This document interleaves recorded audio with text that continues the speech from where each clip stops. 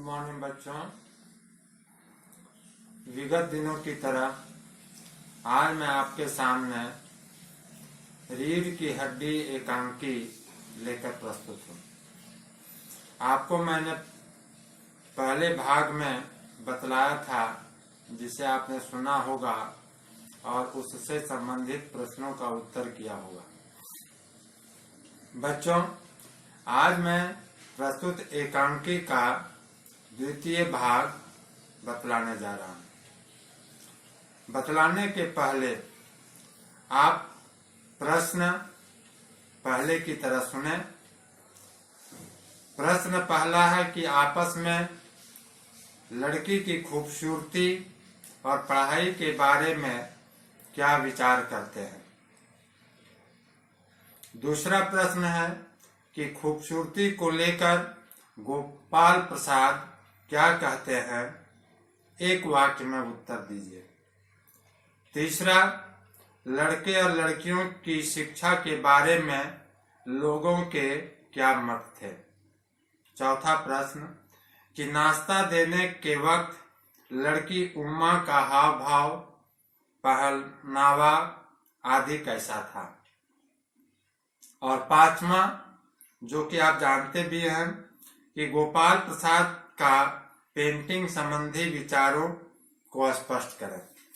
तो बच्चों, ये मेरे तरफ से प्रश्न है।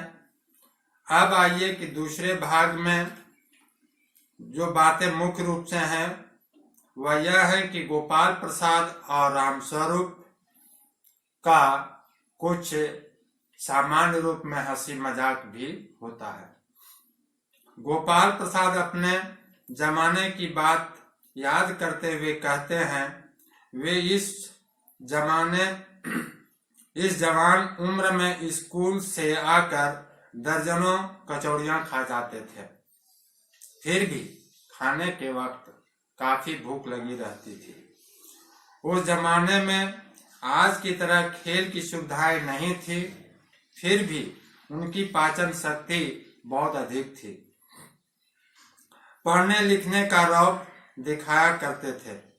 एक बार पढ़ने बैठते तो 12 घंटे तक पढ़ते ही रहते।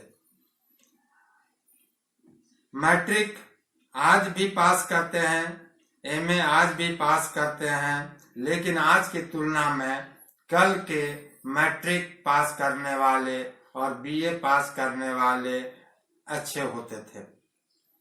तो बच्चों, इस तरह से सामान्य रूप में हंसी मजाक गोपाल प्रसाद और रामस्वरूप करते हैं। आइए कि दोनों के बीच में या अन्य पात्रों के बीच में किस तरह से लड़की की खूबसूरती और पढ़ाई के बारे में विचार प्रस्तुत करते हैं, ये इन दो पात्रों या अन्य पात्रों के माध्यम से हम कहानी के आधार पर सुने। इधर उधर की गप्पों के चलते लड़कियों की खूबसूरती की चर्चा होने लगती है। रामस्वरूप कहता है कि हमारे जमाने में खूबसूरती का सवाल ही नहीं उठता था।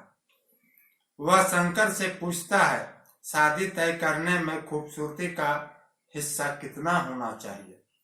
गोपाल प्रसाद बात को काटते हुए कहते हैं कि लड़की का खूबसूरत होना निहायत जरूरी है, यानी कि अति आवश्यक है, चाहे इसके लिए उसे पाउडर वगैरह लगाना ही क्यों न पड़े, क्योंकि घर की औरतें राजी नहीं होती। गोपाल प्रसाद लड़की की पढ़ाई के बारे में स्पष्ट कहते हैं, हमें ज्यादा पढ़ी लिखी लड़की नहीं चाहिए। कौन भुगतेगा उसके नखरों को, बस हद से हद मैट्रिक पास होनी चाहिए। उसका बेटा शंकर भी समर्थन में कहता है, जी हाँ, कोई नौकरी तो करानी नहीं है। गोपाल प्रसाद का कहना है कि लोग कहते हैं कि जब लड़कों को बीए एमए पढ़ाया जाता है तो बहुएं भी ग्रेजुएट हों, परंतु क्या लड़कों की पढ़ाई और लड़कियों की पढ़ाई एक ही बात है। मर्दों का काम है पढ़ लिख करके काबिल होना। अगर औरतें भी अंग्रेजी अखबार पढ़ने लगी तो पॉलिटिक्स पर बहस करने लगेंगी। इससे बढ़िया है कि वे गृहस्थी करें, क्योंकि यदि ज्यादा पढ़ी लिखी होंगी तो गृहस्थी नहीं चलेंगी और कम पढ़ी लिखी होंगी तो गृहस्थी अच्छी तरह से चलाएंगी।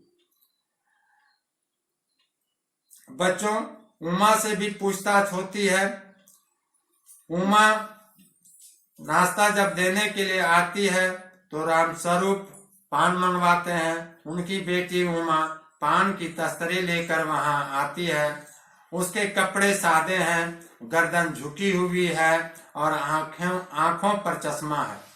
चश्मा देखते ही गोपाल प्रसाद और शंकर चौंक पड़ते हैं। रामस्वरूप सफाई पेश करते हैं कि पिछले महीने इसकी आंखें दुखनी आ गई थी, इसलिए कुछ दिनों के लिए चश्मा लगाना पड़ रहा है। खैर, जो भी हो बच्चों, आगे देखिए कि गोपाल प्रसाद उमा से प्रश्न करते हैं, क्या उसे पेंटिंग वेंटिंग आती है? रामस्वरूप कहते हैं, कमरे में जितनी भी टंगी हुई तस्वीरें हैं, पेंटिंग है, उमा ने ही बनाई है। फिर सिलाई के बारे में पूछा जाता है। रामस्वरूप कहते हैं, घर के सारे कपड़े, यहाँ तक कि उसकी कमीजें भी उमा ही सीती है। गोपाल प्रसाद पूछते हैं, बेटी कुछ इनाम विनाम भी जीते हैं? उमा चुप रहती है। रामस्वरूप सफाई देते हैं, यह बेचारी शर्माती है। तो बच्चों, ये कहानी या यूं कहें कि एकांकी का दूसरा भाग समाप्त हम यहीं पर करते हैं। पुनः हम तृतीय भाग संक्षिप्त रूप में आपके सामने आगामी कक्षा में उपस्थित रहेंगे। तब तक के लिए आप बढ़िया से पढ़ें और आप सभी को मेरी तरफ से धन्यवाद।